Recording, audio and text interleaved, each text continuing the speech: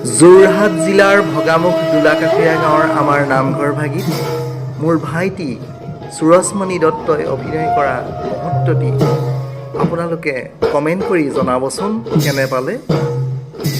মোৰ ভাইটি সুৰজমণি কৃষ্ণ।